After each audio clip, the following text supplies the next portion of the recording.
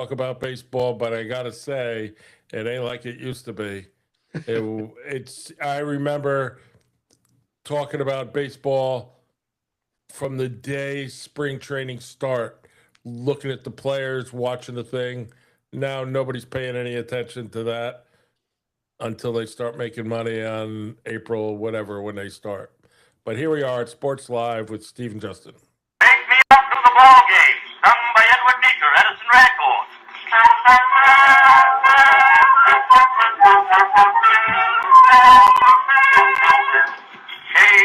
Casey was baseball mad, had the fever and had it bad. Just to root for the hometown through every stew.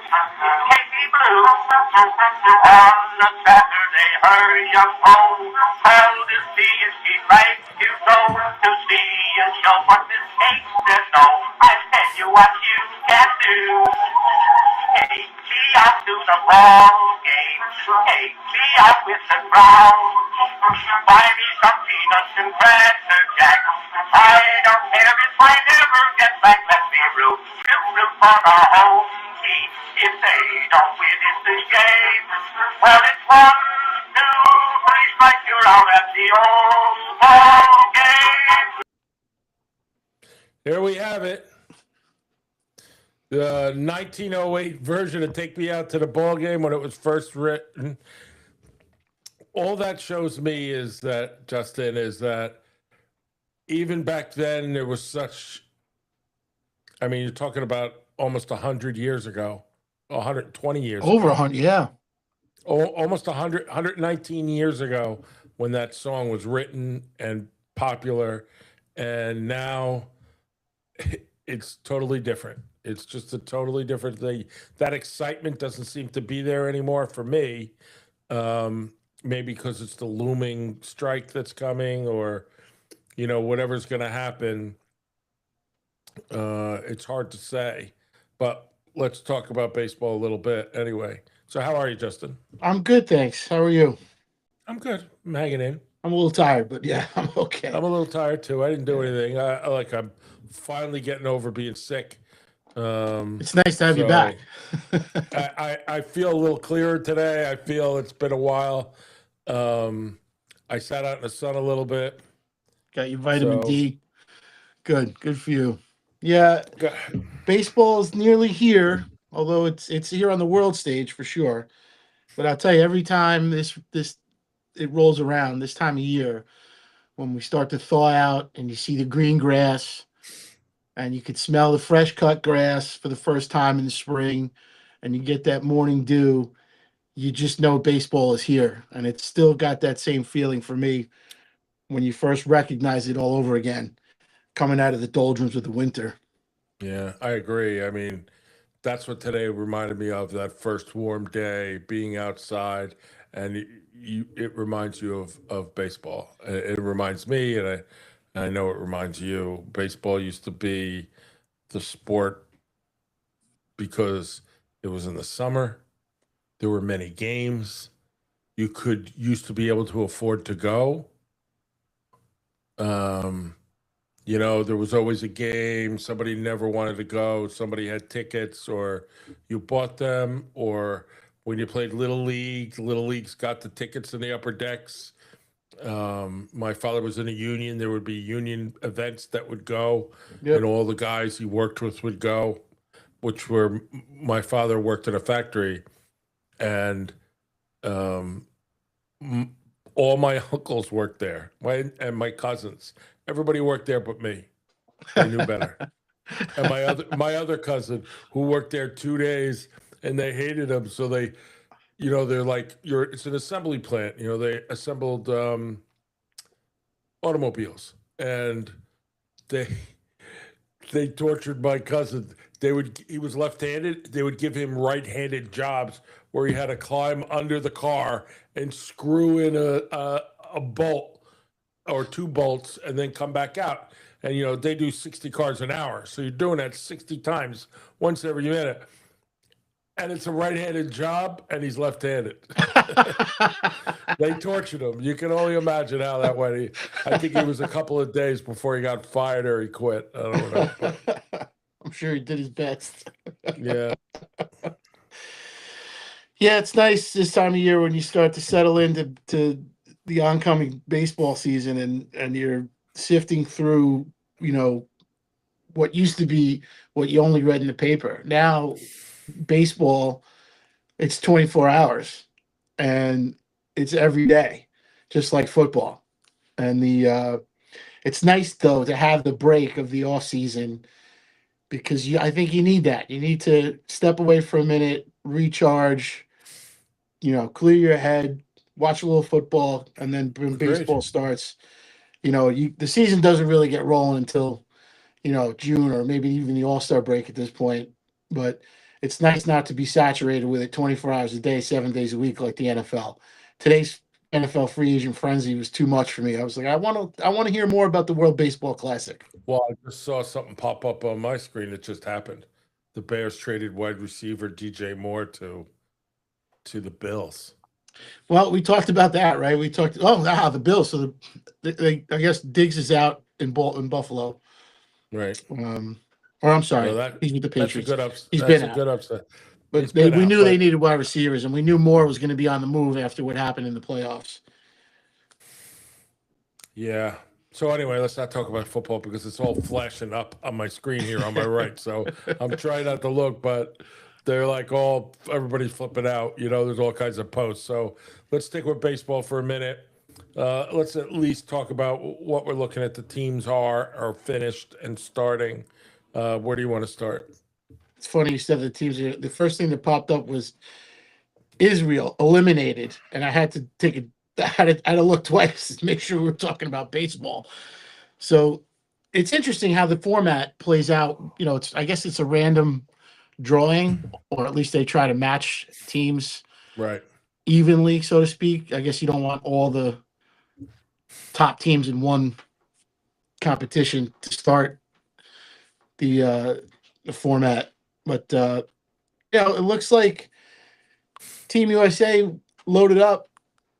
They've got everybody in place. They want to win this thing, and I think they're coming off the USA Hockey victory. I know that they're not related in any way, but I think these pro athletes see what it meant to the hockey players, and these baseball players see, they get invited to the White House. Right. They got a gold medal, and they're heroes all across the country. And baseball itself, and I think the players realize this as well as Major League Baseball with this, looming work stoppage, that this might be their only chance to win something in this window, right? So I think Team USA is really taking it seriously. They're not taking it for granted. Judge, who hit a home run in his first at-bat in spring training, hit a home run in his first at-bat in the World Baseball Classic. So I think that set the tone for Team USA. And they've got some mashers in that lineup, Harper and Schwarber.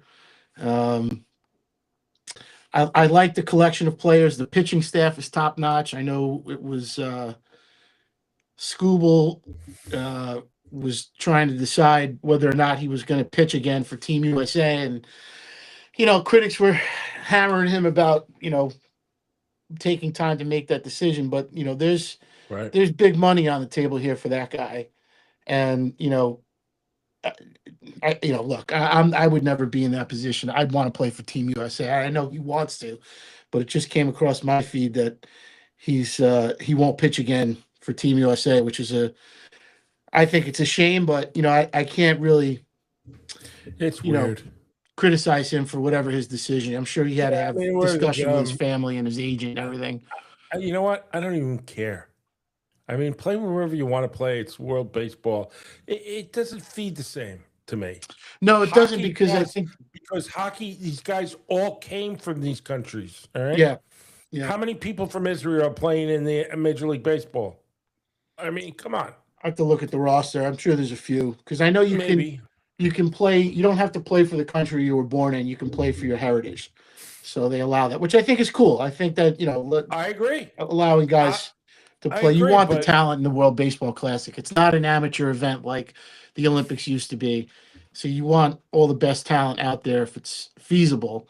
I know major league teams probably are holding their breath that nobody gets hurt.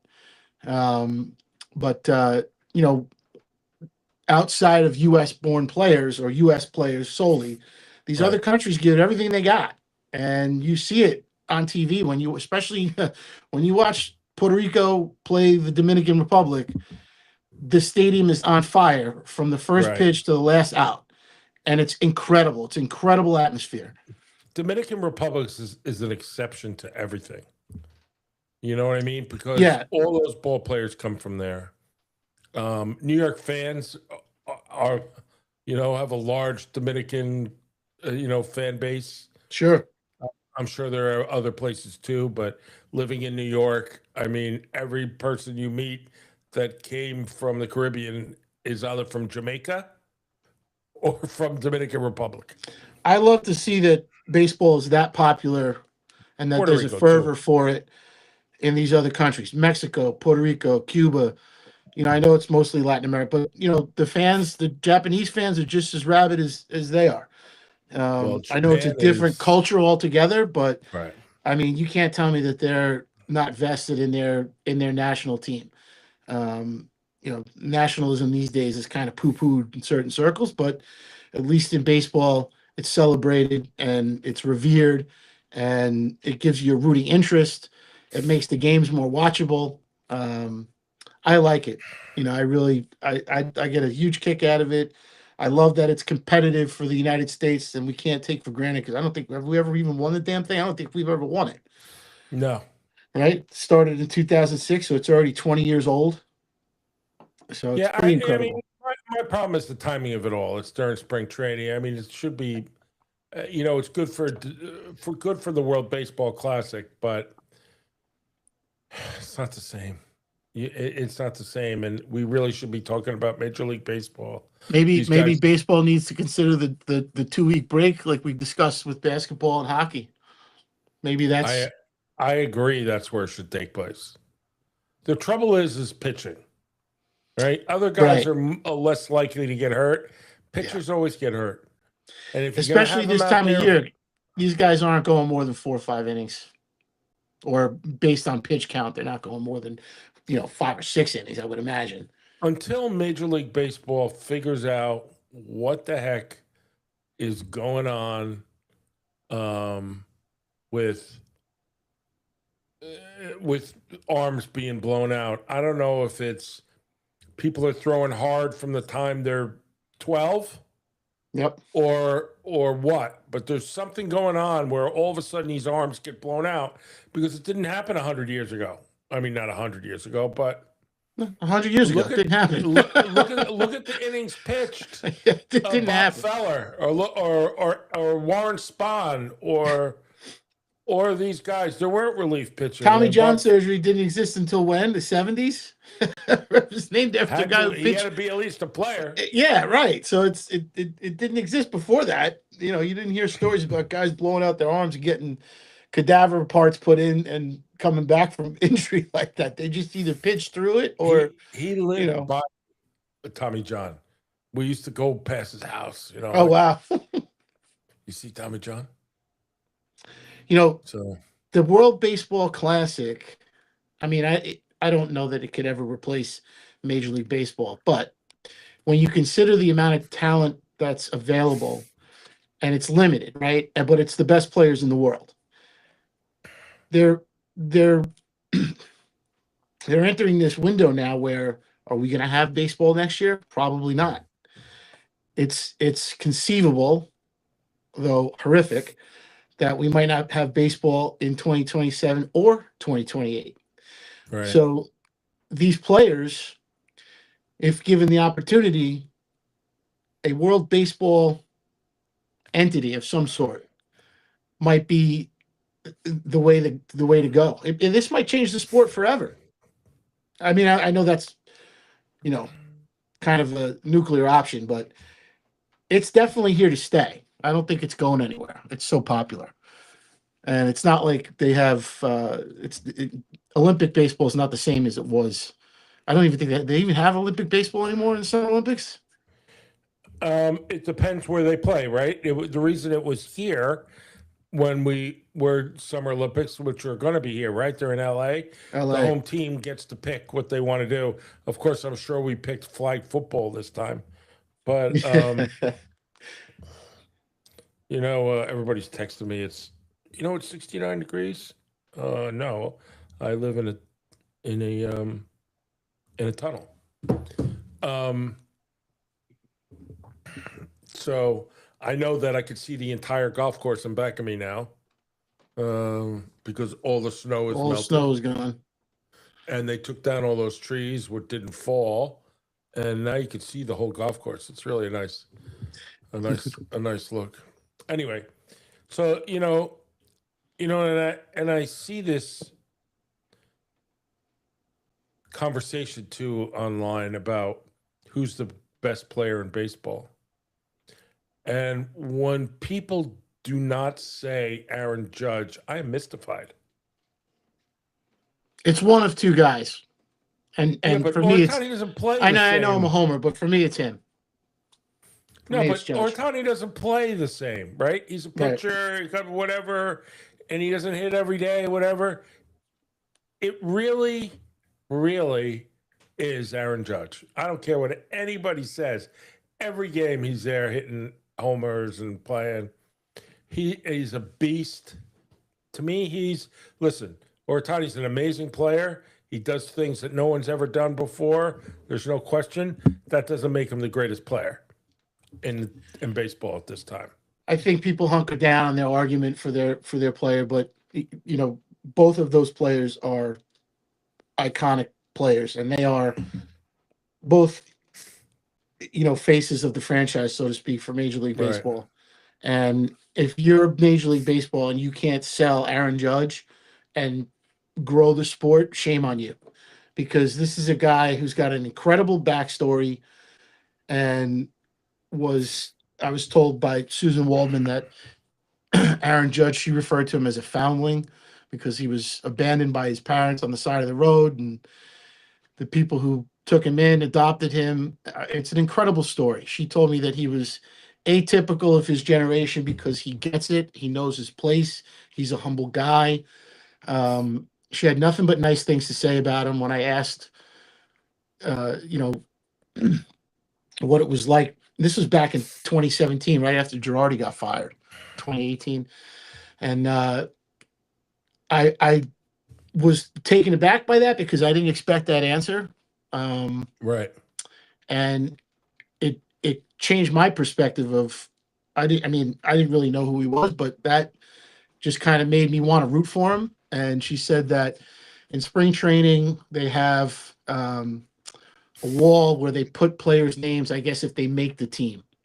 And I guess it's kind of like that scene in Major League where you open your locker and if you get the red tag, you're going to the manager's office and handing in your playbook kind of thing. But she had said to him, wouldn't it be great to see your name up there? Wouldn't that be your best day? And Aaron Judge's answer was, Susan, I've already had my best day. And she was kind of astonished by the answer. She said, what do you mean? He said, my best day was the day my parents adopted me. And that floored me, because here's this guy on the precipice of making millions of dollars. He's got the world in the palm of his hands at the beginning of his career. And it just made me want to root for this guy. Like, wow, he really is a grounded human being. You don't really hear stories like that. I mean, obviously, it's not a common story to be abandoned by your birth parents and adopted and so on. But it's an incredible story for a guy who's very humble and clearly appreciates what he has. And that's why I get so, defensive when people were criticizing him for holding out or taking more money, whatever. He got what he deserved. He got what he was worth. He's worth whatever anybody wanted to pay him. I think he puts fannies in the seats. He's good for the sport. He talks about, he never says a word out of line. Yeah. I mean, that's why he's the captain. And he got that contract just 2 seasons ago. What would he be worth right now when you consider what they paid all these bums for 2 and 3 years to go to these places, knowing there's a strike coming? I can't imagine what his salary would be today if he were a free agent. So anyway, you want to talk a little bit, or you want to read through a roster, or do you want to move on to football? Do you have the roster in front of you? No, I don't. Let me see if I can pull it up here. I know we've got Judge, we got Schwarber, who I absolutely love Kyle Schwarber. I think the Yankees I think both the Red Sox and the Yankees made huge mistakes. I thought the Yankees should have brought him in long before he went elsewhere. And it just goes to show where the Yankees are at these days, because it made so much sense to me that they should go get a guy like that. I agree. And I thought the Red Sox were foolish to let him go, because he was perfect for them. And he's an incredibly clutch performer. The guy's an absolute monster at the plate. He's already hit a couple of home runs in this World Baseball Classic. Let me see if I can find it. WBC USA roster.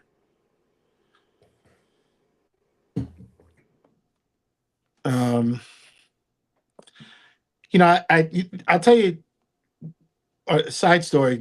Have you seen the Italian team? Have you seen Francisco Cervelli in the dugout making coffee? Yeah, that's the best ever. They have espresso, and I saw somebody wrote underneath in the comments, "That's okay. They deliver the cannolis at the seventh inning stretch." That was great. That was here we go. So you got Skubal, who's now not coming back. You got Paul Skeens still, Logan Webb, Joe Ryan, and Nolan McLean, who is the Mets young phenom. Right. That's your 5-man rotation, but Skubal's out now. Then in the bullpen, they had Clayton Kershaw, which I thought was a great addition, because I know he hasn't, he retired. Obviously not the same pitcher he was, when he was in his prime.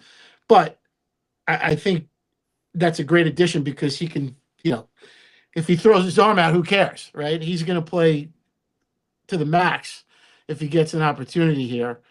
Matt Boyd, Garrett Clevenger, Clay Holmes made the roster, which I was kind of surprised about that. Then Griffin Jacks, Brad Keller, Michael Wacha, the Yankees reliever Bednar, Gabe Spire, Garrett Whitlock, and the closer is Mason Miller.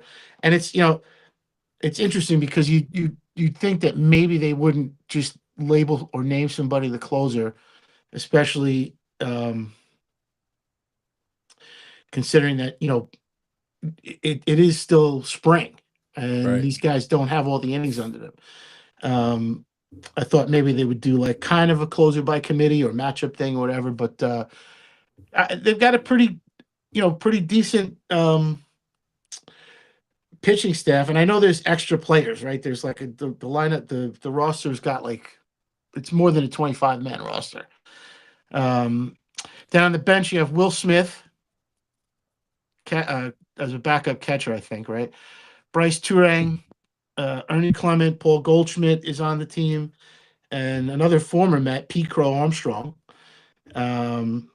who is an incredible ball player. I mean, I still can't believe the amount of talent the Mets have given up in the last few years. Just incredible. And then you got in the outfield for Team USA, you have Corbin Carroll, Byron Buxton in center, and Aaron Judge in right field.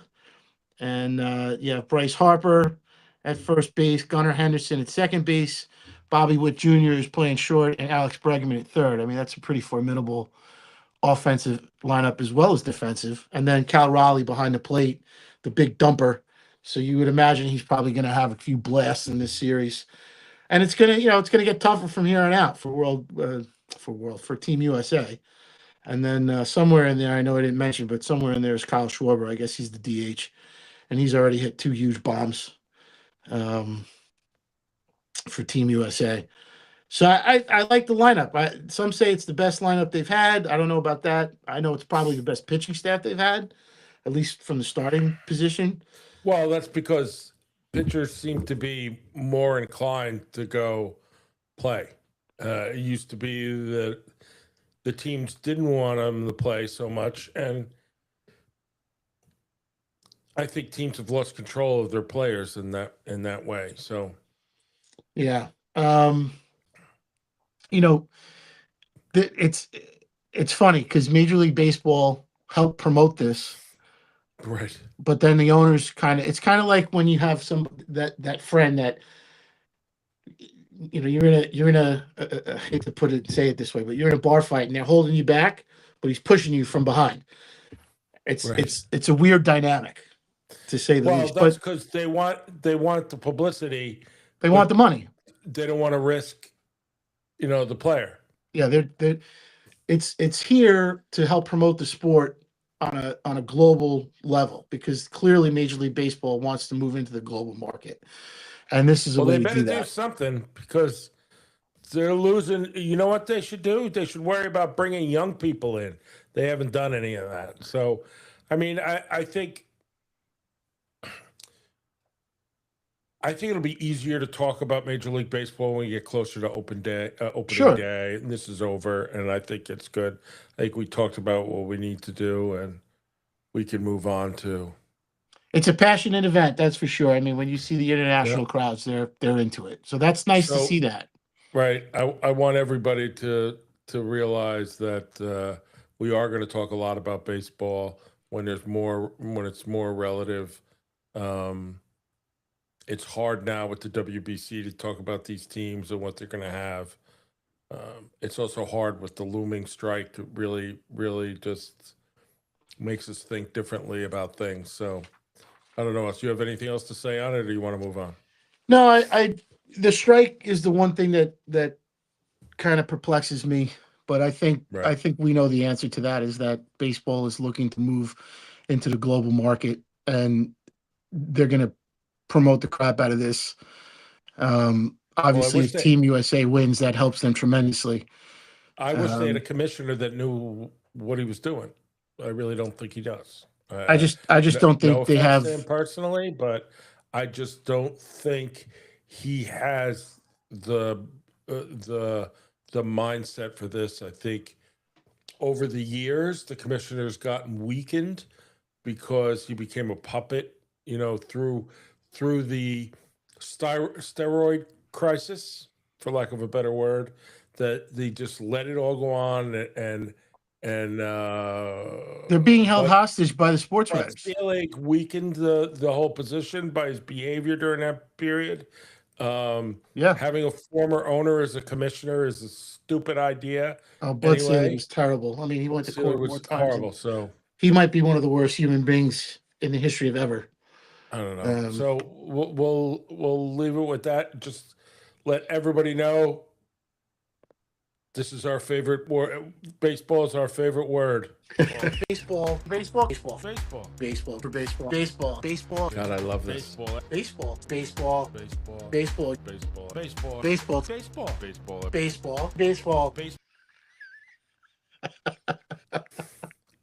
It never gets old. I never gets old. I'll play that every day. I was looking for a rule. I wanted to close it out so I could play that. So anyways, yes. So we're going to be talking a lot about baseball, but we really need a little bit more. I mean, BC is one thing. Next week, we're going to talk a lot about basketball. Something we haven't talked about. We're going to talk about the NCAA.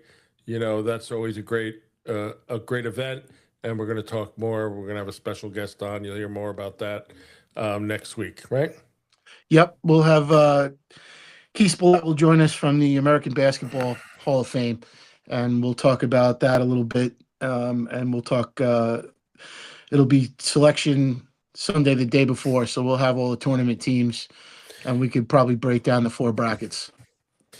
So tight end Travis Kelce signs a $12 million deal with a max value of $15 million next year. No kidding. So that's something I'm kind of surprised about, but not really.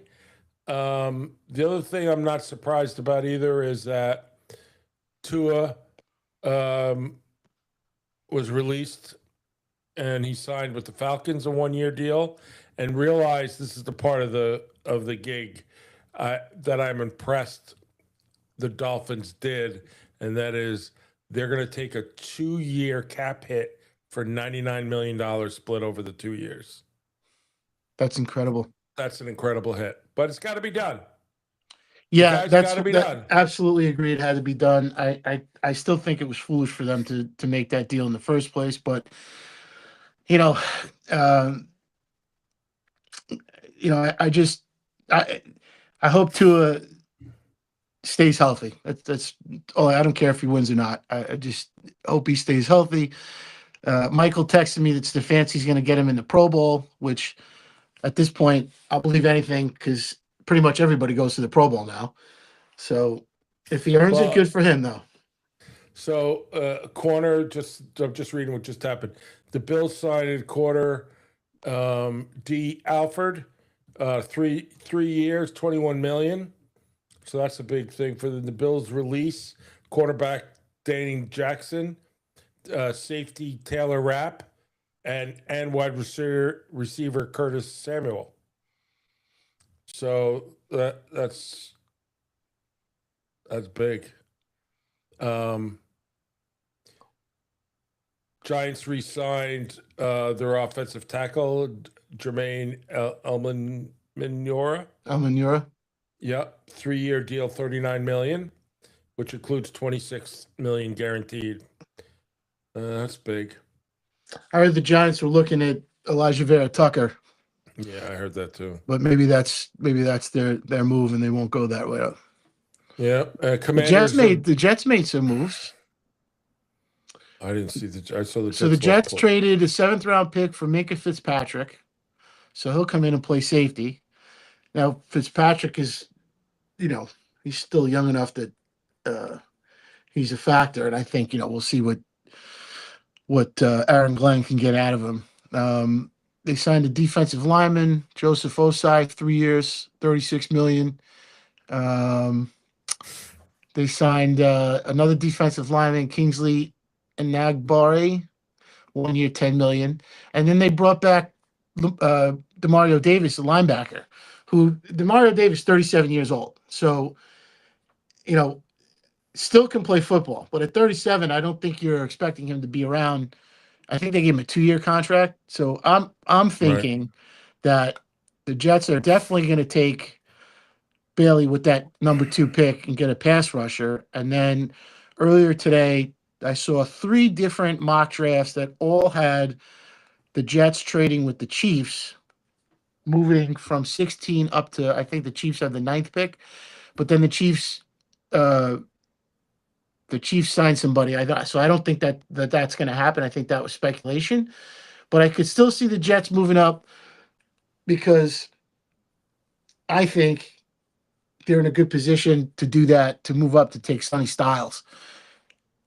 The experts, so-called experts, haven't taken a safety, but now that they signed Minkah Fitzpatrick, I don't think you're gonna move on a safety that early in the draft, especially if you trade into the top 10 or 11. If they can get that pass rusher, Bailey, and then add Sonny Styles, I mean I would say those are two solid picks.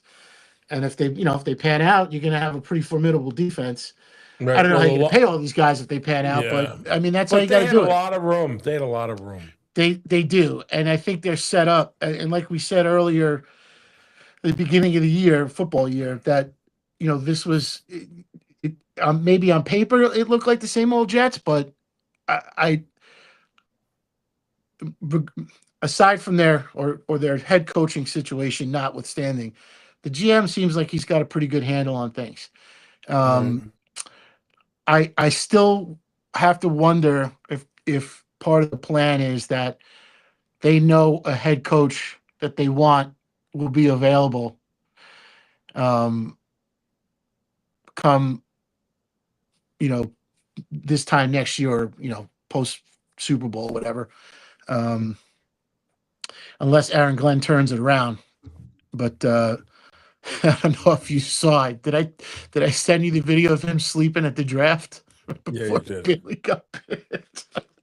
I had to rewind it 3 times. He's sleeping. But So the the Cowboys signed made some defensive. Oh man, yeah, they loaded up. Contract safety Jalen Thomas. They got Rashawn Gary from the Packers. I love. I'm my Michigan bias, but I love Rashawn Gary. I think he's a great player.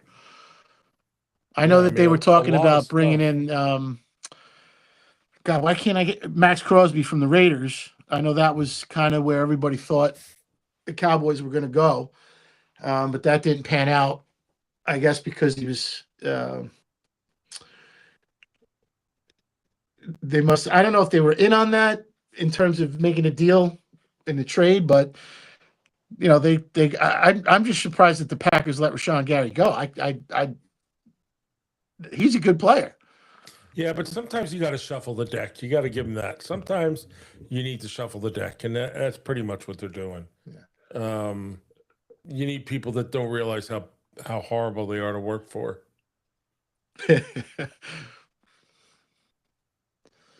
Giants, they lost Cordell Flott, signed with the Titans. He's the cornerback. Yeah, and they lost Wandale Robinson too. Wandale Robinson signed elsewhere. He signed with the Titans, I think. Yeah. I'm just looking at that, but there was some Giants signed linebacker Tremaine Edmonds from the Bears. That's a big one. Yep. It's interesting to see these guys moving around after coming off good seasons for good teams. The Titans are having a good run today. They got Jonathan Franklin Myers. They added yeah. What do you say, Jermaine Johnson? And I mean that's they're it's funny. It's all New York players.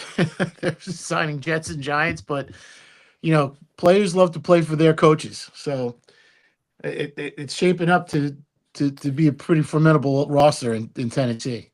I'll give you this. And they have a quarterback. And I think this is one of the smartest signings that we've seen. The Chiefs signed Kenneth Walker III. Unbelievable. Because when you think about it, Kenneth Walker is one of those guys. What did you learn in the Super Bowl? You got to put somebody on him, because if you don't, he's going to eat you for dinner. Yeah, he got his opportunity to be the feature back in that offense, and he made the most of it for sure. Right, but in that offense, given that their quarterback comes back healthy, you need to put a guy on him too. All right, so now you have two guys covering two guys, and Kelsey's back. So I mean, I think that is a great signing. I was surprised only because I thought that they already had their running back in house, but that's a savvy move by a savvy coach. I think he's not the greatest running back, but I think he's special. Yeah, I mean, you get behind a good offensive line, and you could put your head down and go. Yeah, I know there's a lot. It's hard to really get through all this, but I know there's a lot of wide receivers that played musical chairs. You have to kind of let the dust settle and see who everybody picked up, because looks like the Cleveland Browns are going to have an entirely new offensive line. It looks like everybody's jumping ship there.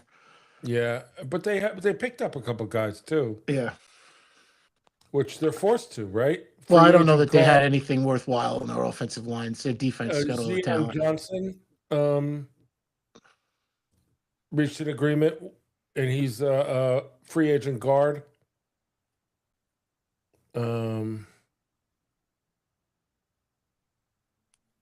With the Browns, so you don't see much. I know they picked up one defense. You don't see Houston picking up. I mean, Houston's a few players away from, they were weak. They got to figure out to get their quarterback through the forest, through the trees. Yeah. But what's their cap situation? I don't know that. That's not my specialty. I was expecting them to retool and kind of, addition by subtraction and have some attrition. But who I think got hit the worst so far is the Buccaneers. They lost Mike Evans today to the 49ers. Yeah, that's big. Huge. That's a great addition for the 49ers. I mean, if you're Brock Purdy, you got to be so happy today. And quarterbacks and Cowboys redid their entire defense. Pretty much. Take some pressure off Asante Samuel, who they re-signed today. You have a legit outside threat now with Mike Evans. Sure-handed. And the 49ers signed offensive tackle Verderina Lowe, 2 years, $12 million max contract. So, I mean, they're working on not just that, they're building up their line. Listen, they're a tough team. I don't care what you say. They may have gotten their butt kicked, but it's different. We learned this year that it's really, a few inches here or there, a ball bouncing in the right direction, and you're Super Bowl champs. So the Raiders signed Quiddy Payne too. He was another Michigan guy from Colts. Yeah, Quiddy Payne's good. His backstory is pretty cool too. Per year, good for him. He's a tough player. He's a hard worker. He's not flashy, but he's kind of a lunch pail guy, and he's tough. And he's, It's funny. They let Max Crosby go, and I'm sure everybody said, and he went to the Ravens, of all places. Incredible. So, I mean, and that's a great addition for the Ravens. It's a great addition for anybody. Yeah. But they took one step back, but they signed a bunch of defensive players or a bunch of players that are going to make a difference on a team. Yeah. And they have to listen. Max Crosby's Max Crosby, but he isn't the quarterback.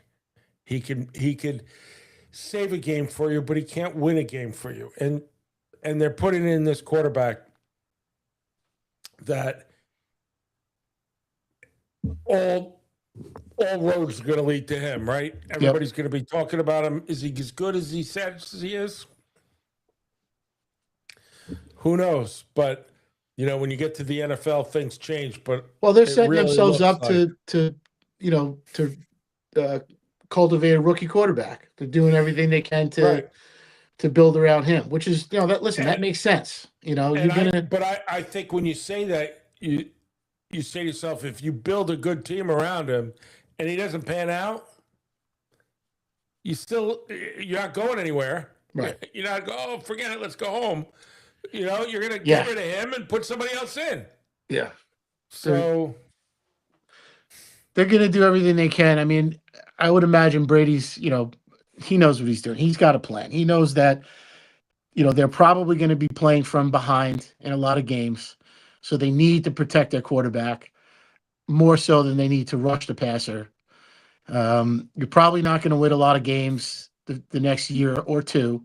So are you going to max out and pay Crosby and cost yourself the best route to cultivate your new quarterback?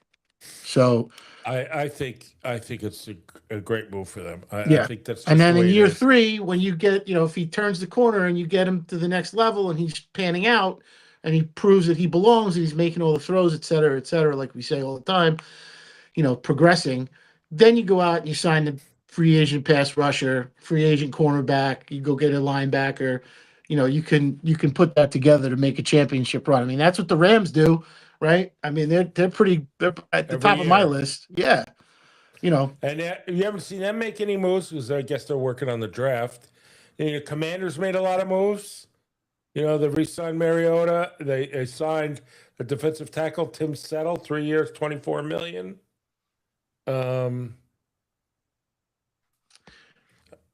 They got who did they get? They got somebody big.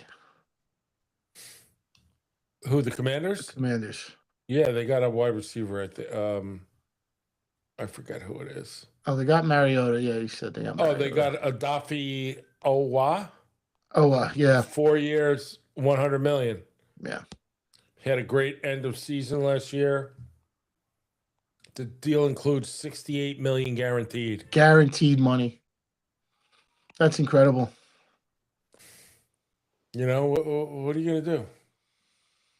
Quarterbacks are the issue, but if you can't get them and you can't protect them, why are you getting them killed? Because the biggest issue in the NFL is quarterbacks getting injured.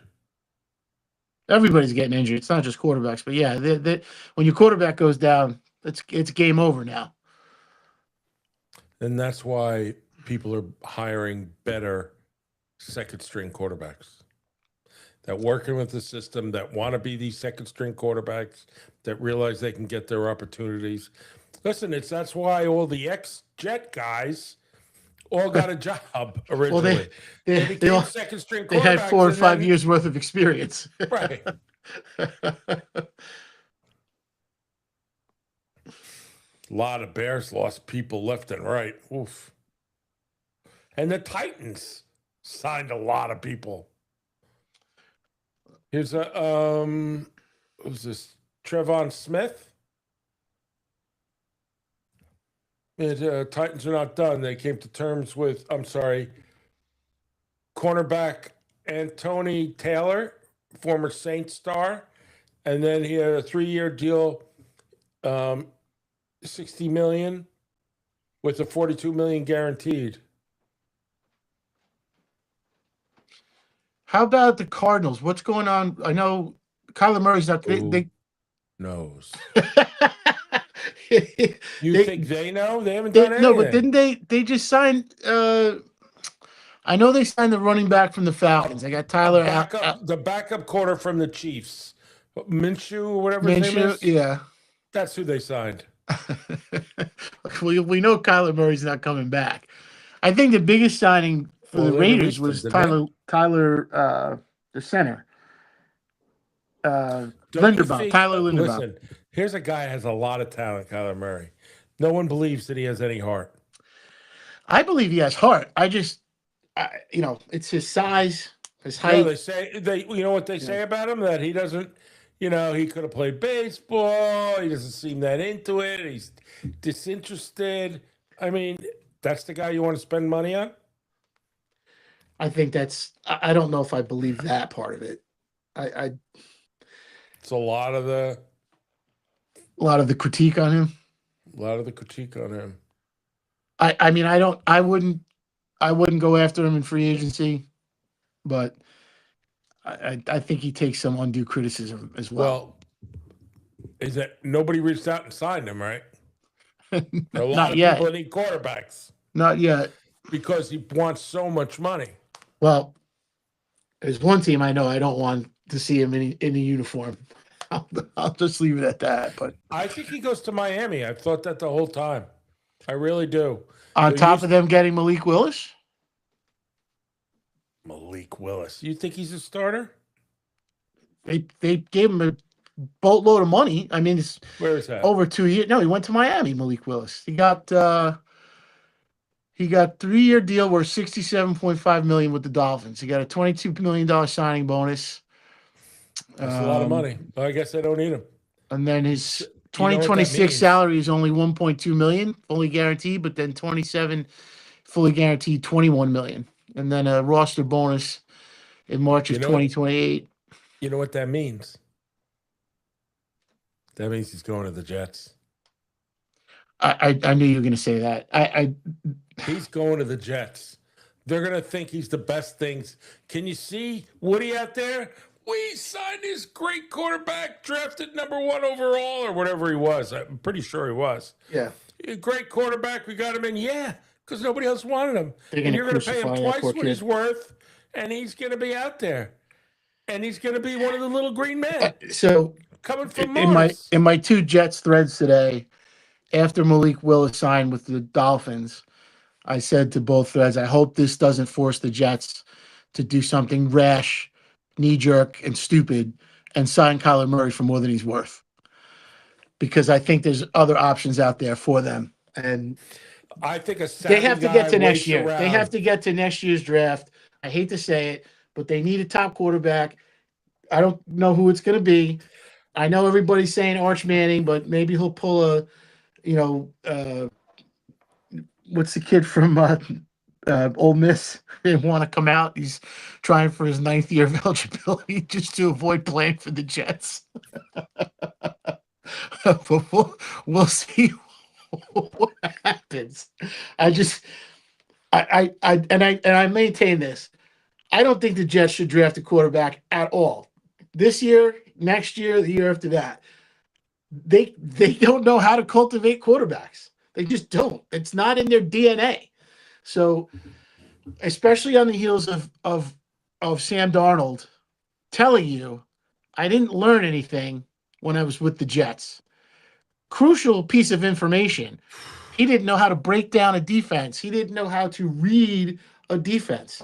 So if the Jets aren't teaching you that, they're going to have to bring somebody in that knows how to do it already, because there's no sign whatsoever at this moment that the Jets have anybody in-house that can cultivate a quarterback.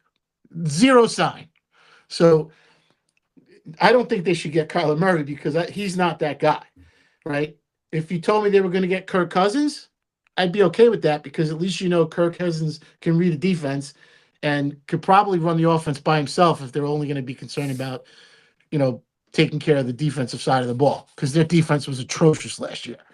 So, who knows where they're such a mess, they're not even worth talking about. But if it's Kyler Murray, which is a typical, that would be just so Jets to do that. But that would be like when the Mets brought in Orlando Hernandez. They would need a really good quarterback coach to work on them.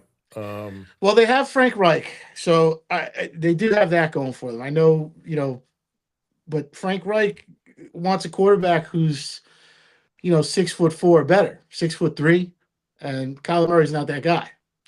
So I'm happy it's not Tua. Would have been a disaster. I don't think Kyler Murray is the guy. I don't know. Look, Malik Willis. I didn't think the Jets were going to get him, and I didn't think they were going to go that route anyway. With considering they had all that cap space, they could have, but they didn't. So maybe that tells us that they have a plan. I just hope that plan does not include taking quarterback in the first round of this draft. Whether it's the second pick, it definitely shouldn't be the second pick. They already did that and blew it. But with that 16th pick, they're talking about the Jets taking a quarterback, and I just think that's a huge mistake. I think there's much better talent available in this draft that they could get at 16. And with the 16, they could either move up into the top 10 for 2 picks, or they could conceivably trade that for another pick next year or whatever. I think it's just more valuable in futures than it is to take a quarterback now, especially after Mendoza goes. It's a crapshoot. If they want to take a quarterback in the second or third round, I'm willing to listen to that, but he better be 6'4" or better and have a huge arm. So otherwise it's a project that they're going to fail. And there's really not anybody available. This is one of those, square peg round hole situations where if you're desperate and you need a quarterback, you're not going to find him in the draft unless you have, Kyle Shanahan or who's the other guru quarterback whisperer.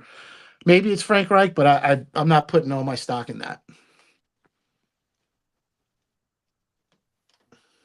Yeah, I don't know. I mean, I see him coming to the Jets. I mean, where else is he going to go? Maybe he gets a deal. Maybe he gets a contract where production makes a difference. I'd have to see who's on the coaching staff his first 2 years in Arizona. Maybe there's somebody out there that would be willing to work with him. But again, it's not that I don't like him or anything like that. I have nothing against the kid. He's definitely talented, and I don't see anything that tells me that he's not interested. Unless I hear it from somebody I trust, I'm not going to just take the talking heads' word for it. I think there's a lot of fodder there. People say negative things about people for whatever reason, clickbait, whatever. I just think he's limited in his ability to throw the ball down the field over the middle and see above his offensive line. Right. But he's very good in the red zone. He's good on the run. But what is your offensive philosophy? If your philosophy is that you're going to roll the quarterback out and have him running for his life most of the time, then all right, fine. You're going to take this guy, but it's the Jets. They can't do that. They just can't. Like I said, they don't have anybody in. Well, they have Frank Reich now, but prior to that, they've got nobody in house for the last 40 years that can cultivate a quarterback. And it's not a knock on Parcells or anybody else, but it just didn't happen. It doesn't materialize for the Jets. You're not going to get any arguments from me. They need, I know what they're going to do. They're going to hire him. They're going to bring him in. And then they're going to bring Joe Namath in during the thing to talk to him and act like that's going to make a difference.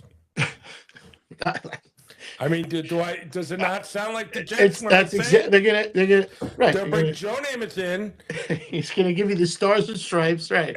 He's gonna be like, "Oh, go out there and do your job, or whatever. You could really make this happen. They're a great team. It's a great organization. I've known them for all. They just paid me a load of money to say that."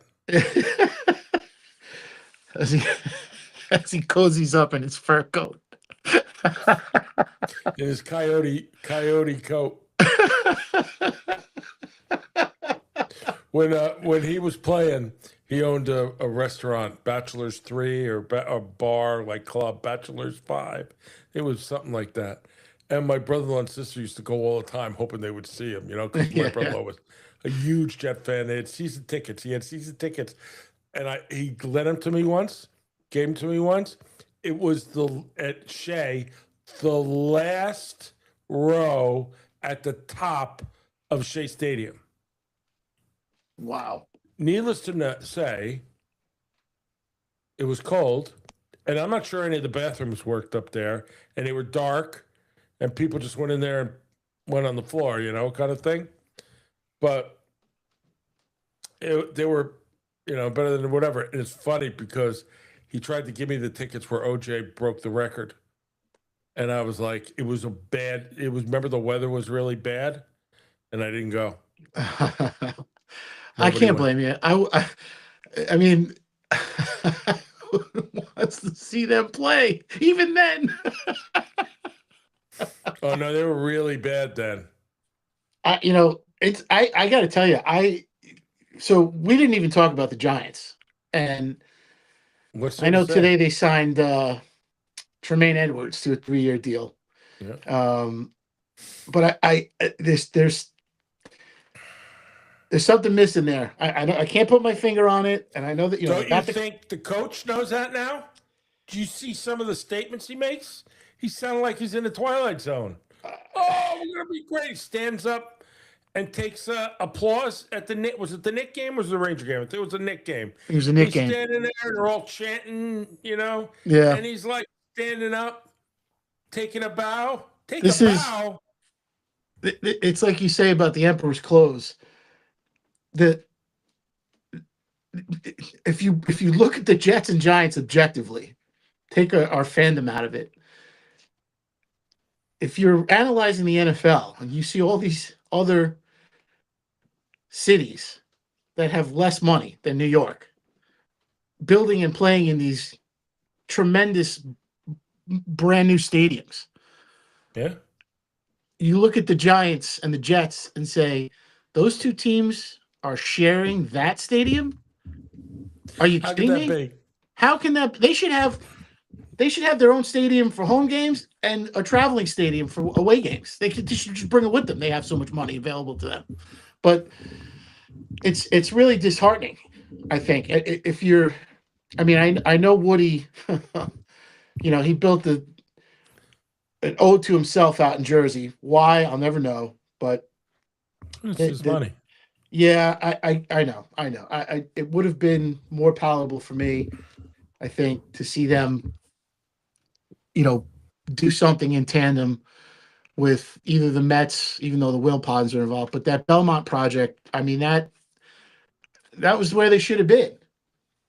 Somewhere on Long Island. I don't know. I think it could have been done. People say no. There are greater innovators out there than me that could get it done, I'm sure. So when you consider all these other stadiums that are being built in the middle of nowhere in these crap cities, no offense to them, and you look at that concrete box coffin that they play in Jersey, I mean, worst stadium in Major League it might be the Football. worst stadium ever built. It might be worse than County Stadium in Milwaukee. I was there before they tore it down, and that was a pretty. It was a shithole, but it had a little charm to it. And it's not Miller Park, but I've seen some other ballparks. We used to love to talk about Fenway Park because it was old and run down and this and that, but it's got charm. And now they retrofit it, and it's beautiful. And same thing in Wrigley Field, right? Wrigley was not exactly. Right. I mean, it's Wrigley Field. Don't get me wrong, but that's what they did there was tremendous. I mean, they retrofit it in pieces and incorporated it into the neighborhood. Both those stadiums are still anchors for baseball. I'm still mad at the Yankees for tearing down the old stadium, not doing that in the Bronx, because they definitely could have. They just didn't want to wait because George was dying. Whatever. But that Meadowlands Stadium it's atrocious. It's absolutely atrocious. When you look at these other stadiums in what I would say are, I don't want to call them lesser cities, but they don't have the market. They're not big market stadium. They're not big market teams. This is the biggest market with the biggest teams. You have two of them, and it's unacceptable. Yeah. It's just that simple. And now Buffalo getting that new stadium, and I know there's shady finagling going on with the money. Everybody says, no, all the talking heads, this is what they did to build it. Now, I know that money's coming from somewhere, and we, the people, got screwed, but not saying they don't deserve the stadium. But when you see what they're getting versus what the Jets and Giants got for what they spent, it's atrocious. What are we going to say? There's nothing we can say. At least we don't have Tua as our quarterback. Not yet. He's going to be your backup, and it's not a bad move by the Falcons. Michael said to me, "There's no downside. The cap hit is only $1 million. It's worth the gamble, but you're gambling with the guy's life. That's my concern." Yeah, but if he's going to play somewhere else anyway, what's the difference? I agree. You're not resting the future of the franchise on him. You're giving him an opportunity to at least finish out his playing career. You make sure you watch him, and you make sure you got every doctor looking at him, and that's the way it works. Yeah. I as long as they can protect him, All right. So you have anything else on football? Can we move to F1 for a minute? Yeah, I'm interested to hear about that because I know you were telling me about. F1 had the first Australian race with the new cars. And I have to tell you, it was late at night. It was like after 11. It was like 11:45 when they started or whatever. I watched all the practice, which I always do. I watched all the qualifying. And what's interesting with the practice is a lot of people were saying, and it turned out to be true, that people were sitting back on their new cars, that they weren't showing people how great they were. So the drivers were not pushing the cars? Yeah, the teams. They do everything as a team, right? Right. So they're not really pushing the cars. These cars, the new cars, are rocket ships, as far as I'm concerned. They look faster than ever, and it's what's the building falling in on you over there? Yeah. So, what's interesting? So it's the first time in history. Yeah. They shove the coins through the slot. So what happens is the engine is now 50 fuel and 50 electric. So, and it was 80-20 before. So this is the first time so you have to charge the batteries on every lap. So you have to downshift and use the brakes and do stuff to keep the power that you don't use it up. So that's incredible. It's a new thing for these drivers, but the electric power is off the charts when you get it. when you could jump on it and pass somebody because you have full battery. It's a whole strategic thing. Not only that, the fuel is also biofuel. So they use 100% biofuel now. So it's a little bit different. A little bit different. So, but these cars are smaller. So these are not like these are not Tesla batteries in these cars, because batteries are heavy.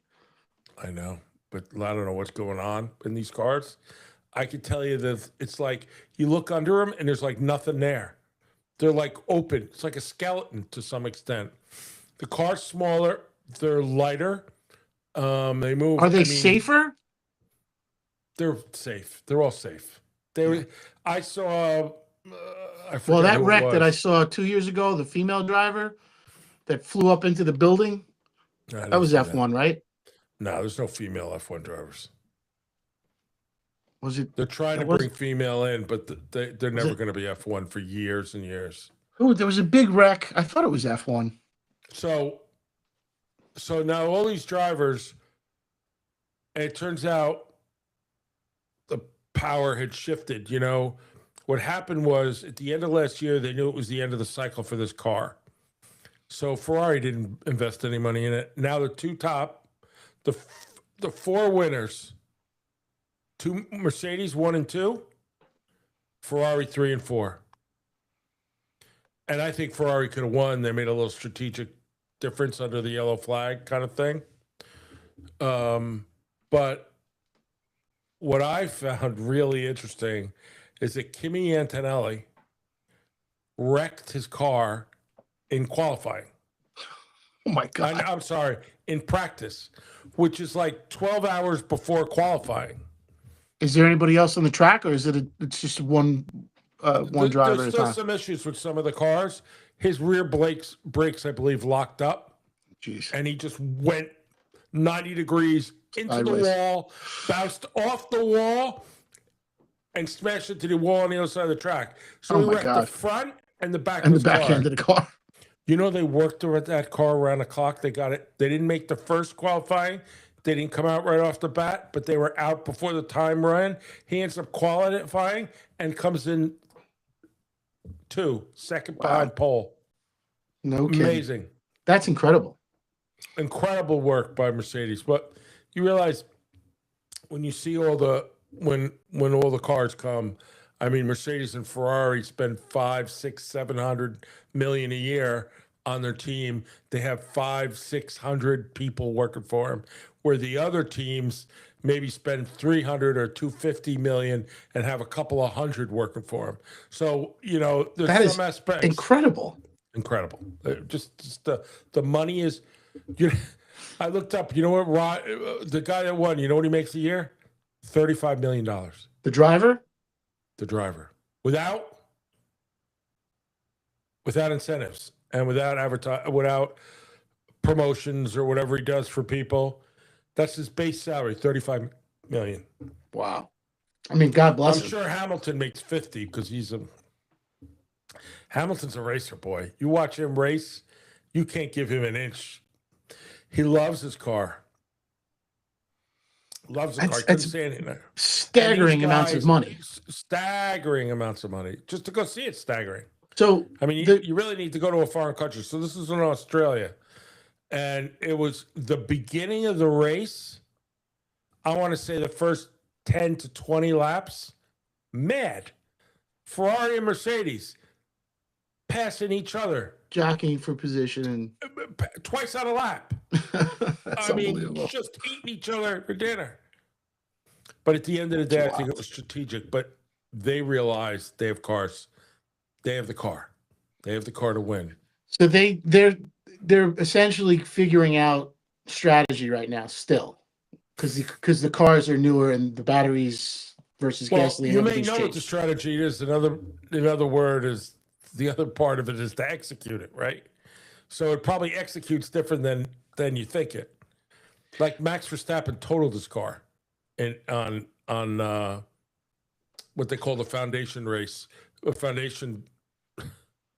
So they go around the track before they race just to go through it one more time and warm up the tires or whatever they do. his car locked up. He went right into the wall. Oh man! For a lot of wrecked his car. He couldn't do the race. Wow. And McLaren, I'm sorry, Red 500 million down the drain. How many? They must have. You know who that was? It was Oscar Piastri. So because it was McLaren, and they asked him, "What are you going to do?" He goes, "They asked the head of the team." He said, "What do you want me to do? I got a race. I got to worry about my other guy." He goes, "I didn't have a chance to talk to the driver. I don't know what happened." He goes, and he took off. Afterwards, he was so pissed, he left. I don't blame him. You know, so there are a lot of issues still with the cars working them out. But I think the big issue for everyone else is that Mercedes and Ferrari got their act together. And that's a big deal. Competition breeds success. You know, do you think that in my mind, just one other thing, how is Ferrari or Mercedes, but Ferrari, I say to myself, how they aren't the best car, the best driver? They make Ferraris. Needless to say, they all don't use the same engines. I saw a list. It's going to crack you up. Well, we know it's the driver, not the car, right? Is that the old saying in racing? I don't know. I think it's the team. The teams are important for sure. No doubt about it. But they've got so much. I mean, everything's computerized, and I can't imagine the amount of analytics they must use. So here it is. Oh, please. Well, let me see this. All right, screw you. Let's go back. It's going to crack you up.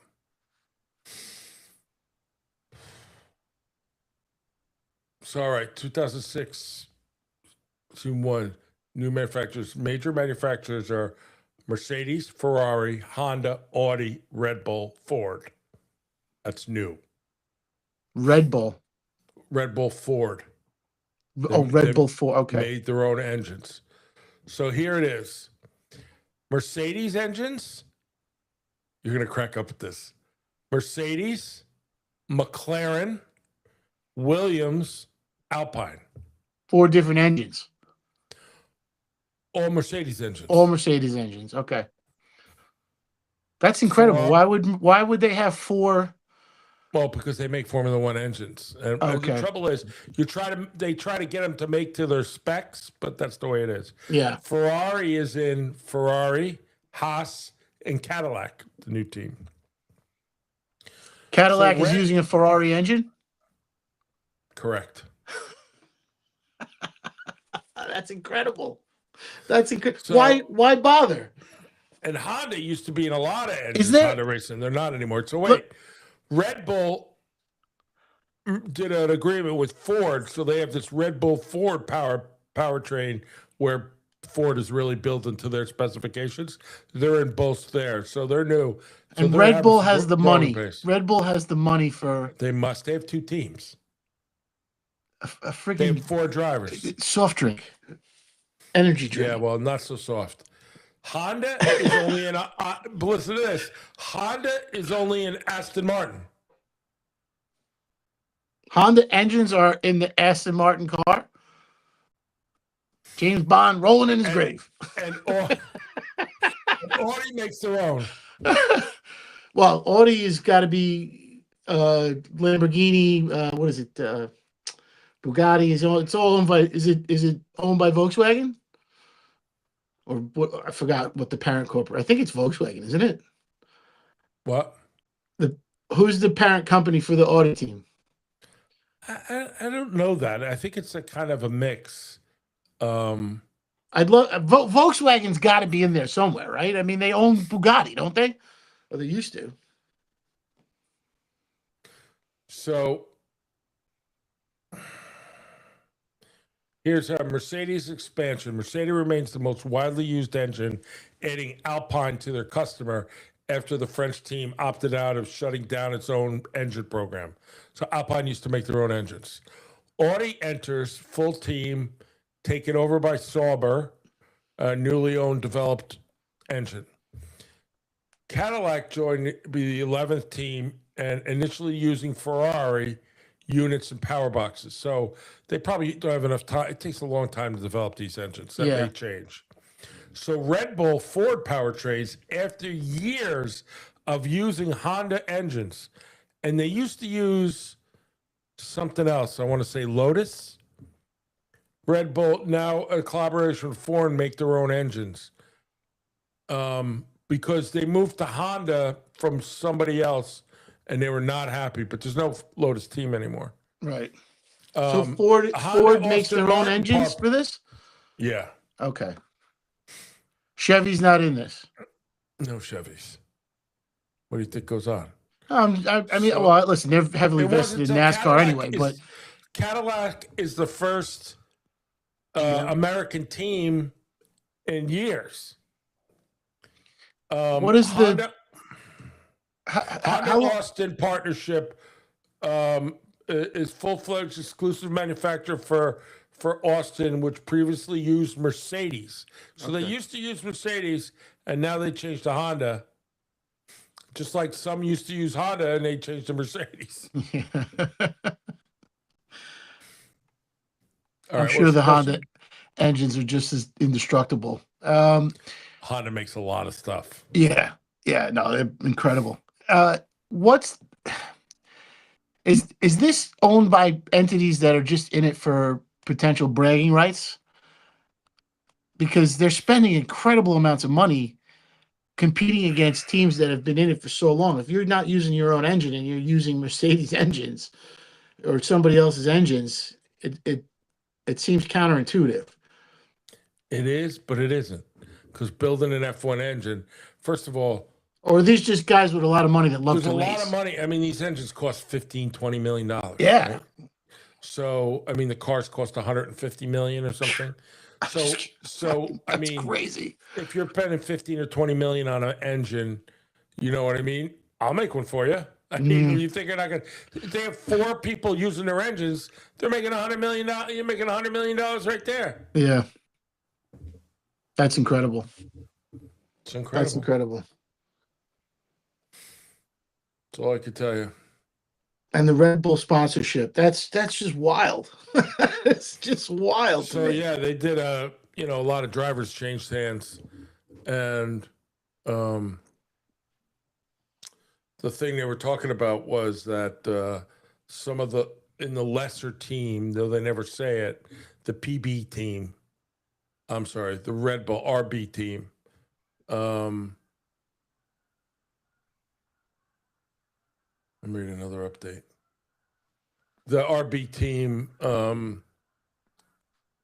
is doing better than the regular Red Bull team, the number 1 team. So there's some issues with that. Malik Willis.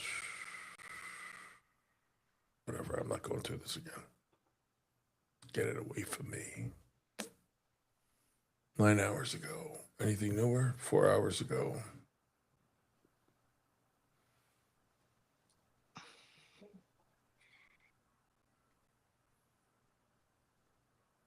Bulls signed a 1-year contract with Shane.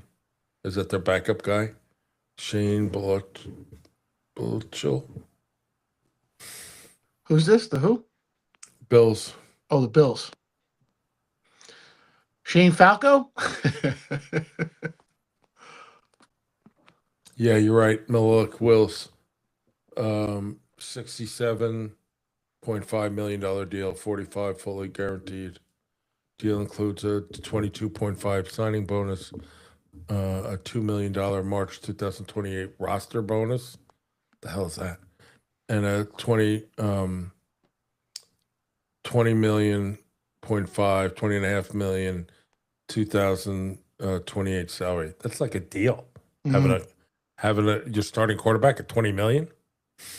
Absolutely. Patriots, Reggie Gilliam, fullback, and defensive lineman DeMont Jones. Jets, Breece Hall gets the franchise tag. I heard he was really upset about that. Jalen Woods resigned. So Breece Hall gets a franchise tag. He gets $14 million plus for the season. which is an average of what the top 4 salaries, but it's for 1 year as opposed to getting a 4-year deal for $45 million. So, you know, it's a weird structure in the NFL, but this is, that's what they signed up for. You got Jelaniah Woods signed from free agent, tight end. Kingsley Egenbear. There's a whole list of what they did. 1 year, $10 million contract. He's an edge. Joseph Asai, 3 years, another edge, $36 million. Defensive lineman, David Oyemeda, whatever. 1 year, $10.5 million. Defensive lineman acquired through trade from the Titans. Vondre Sweet. Linebacker Demeo Davis signed 2-year deal, $22 million. And safety Minka Fitzpatrick was acquired with a trade with Miami. The Jets got him. Yep, $40 million extension, 3 years. So the Ravens got Tyler Huntley, quarterback, John Simpson, offensive lineman, 3 years, $30 million, and Max Crosby. I'm guessing they're going to do a new contract with him. Cincinnati Bengals got offensive guard Dulcie Reisner, edge Boyle Maffey, Jalen Davis, and Brian Cook. Maffey got a 3-year, $60 million deal. Good for him. Cleveland, Minnesota, tackle, Golden Gopher. Titus Howard in a trade with the Texans, and Zion Johnson signing offensive guard. Oh, where did he sign? Where did Zion Johnson sign? Cleveland.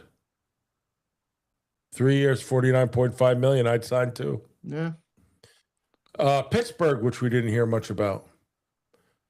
Wide receiver Matt Pittman acquired. Linebacker Cole Holcomb. Cornerback Jamal Dean, 3-year contract, $36.75 million. And cornerback Asante Samuel, re-signing with a $40 million deal. With the Broncos? Pittsburgh. Oh, with Pittsburgh. Yeah. Yeah. Boy, all evidence to the contrary. I said Houston didn't do a lot. Here's what they did. They got Robert Montgomery in a trade with Detroit Lions in exchange for offensive lineman. He's a running back, offensive lineman Juice Scruggs, plus some draft picks. Tight end Dalton Schultz. Offensive tackle Trent Brown. Offensive guard Ed Ingram. He's good. Defensive lineman Naquan Jones. And defensive lineman Sheldon Ranks.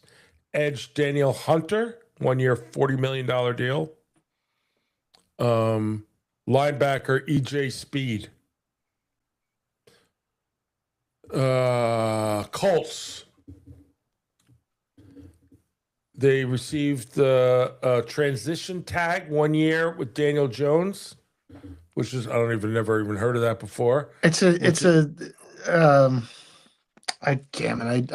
was reading about it the other day. Yeah, 37 alternate to the free agent. $37.8 million franchise tag. Right. Re-signed Alec Pierce, wide receiver.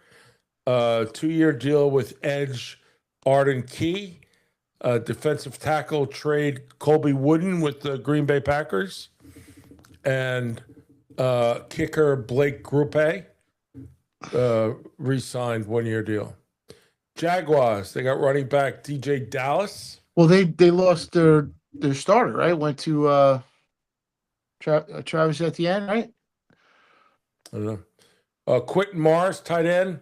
Dennis Gardeck, edge. Matt Dickinson, defensive lineman, and quarterback Montrick Brown. Tennessee Titans signed a 2-year deal with Mitchell Trubisky. Trubisky went to the Titans? Yep.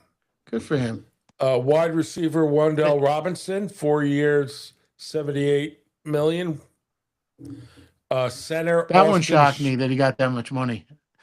But I guess Dable loves him.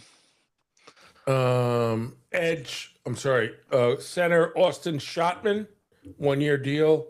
Edge Jermaine Johnson, trade with the Jets. Travis Etienne went to the Saints, running back from the Right. Jaguars. Defensive lineman John Franklin Myers, 3 years, $63 million. I'm surprised that he didn't come back to New York, but he again goes to play for his former coach. So Condell Flott, 3 years, $45 million, cornerback. The other cornerback, Alton Taylor, another 3-year deal worth $60 million. And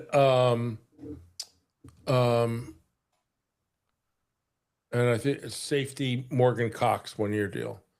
Broncos quarterback Sam Ellinger, 1 year, $2 million.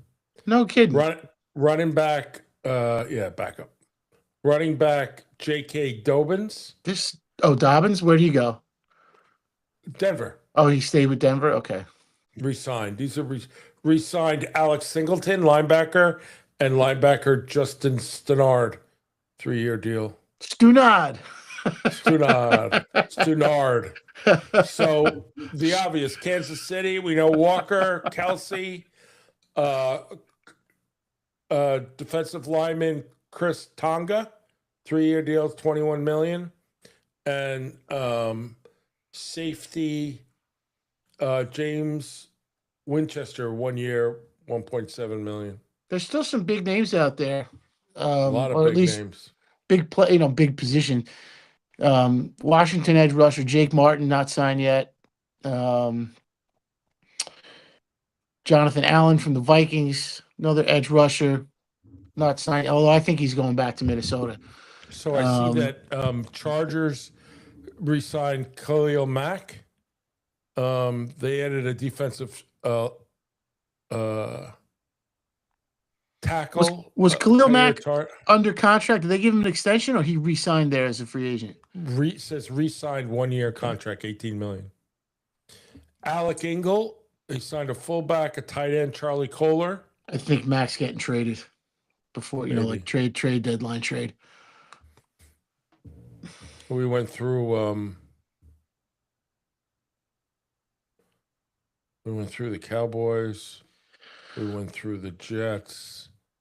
Eagles picked up a defensive tackle, Jordan Davis. The Commanders made a lot of moves. Rico Daddle's out there. He had a tremendous run there for a couple of weeks with the Panthers. I wonder if he'll be on the move or go back to the Panthers. After seeing Evans go to the 49ers, Keenan Allen's still available. Although I mean he's 33, but I tend to think he would go back to the Chargers. The Commanders. We still haven't heard anything about Aaron Rodgers. We don't know what's going on there. That'll go right down to the end. What are you kidding? Yeah. Let's not even mention his name. Let's call him from now on the man that should not be mentioned. And there's Jadeveon Clowney. Who knows where he's going to be? Another hired gun. Probably also another pain in the ass. Yeah. Cameron Jordan.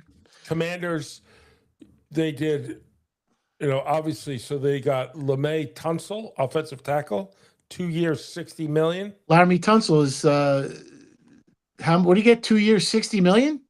60.2. Wow. Good for him. $52 million guaranteed. Good for him. Von Miller's out there. And a lot of resigns. Von Miller's 36 years old now. Calais Campbell, 39 years old.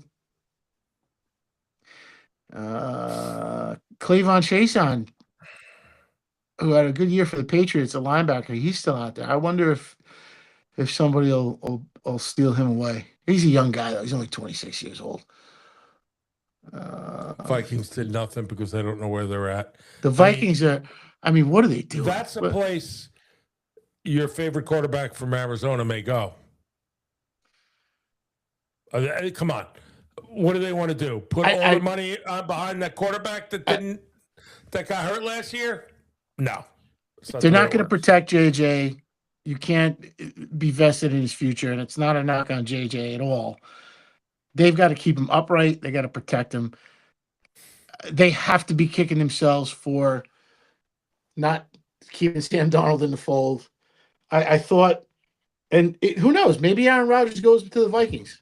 That's a possibility. So Carolina Panthers signed Jalen Phillips, 4 years, $120 million. Wow. Yeah. It's a biggie. It's funny because there's a lot of edge rushers available, and I think teams are willing to spend money on these free agents, not just because they're edge rushers, but they know they're not going to get a crack at some of these young guys in this draft. But the Cardinals got Gardner Minshew. I mean, what's better than that? 1 year, $5.75 million. You know who's out there that's a good player? He's 35. That was Bobby Wagner. He was good. He still is a good football player, linebacker. Joey Bosa's out there. Joey Bosa only 30 years old. I'm sure he'll go back to the Bills, though.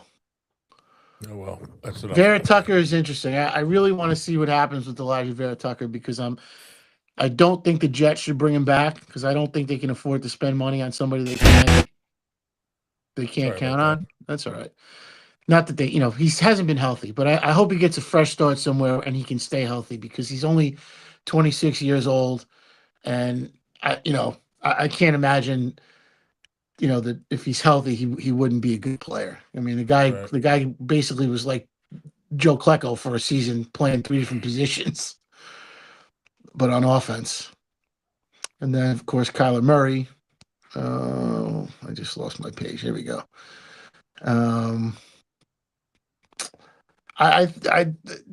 Tyler Linderbaum to the Raiders, I thought was a big deal because you're going to bring that rookie quarterback in. You've solidified your offensive line and giving him big deal and giving him an opportunity to stay healthy. So that's center is everything. Yeah, for a young quarterback, that's important. All right, I think we can end it there. We beat this stuff to death. Wow, we've been at an hour and a half already. Jeez. I know. So next week, we have a special guest. We're going to talk about baseball. I'm sorry. Basketball. We're going to talk about basketball. We're going to talk about basketball at length. Yeah, we'll talk about the American Basketball Hall of Fame, and we'll do a little tournament action as well. Yep. So I'm looking forward to that. Thank you, everybody. Thanks for listening. Like and subscribe. I've been told that I don't sell enough. You go always... Like, I feel like I'm watching Glenn Ross.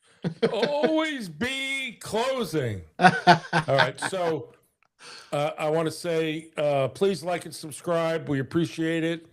We love doing this podcast. We're going to have more and more guests as time goes on.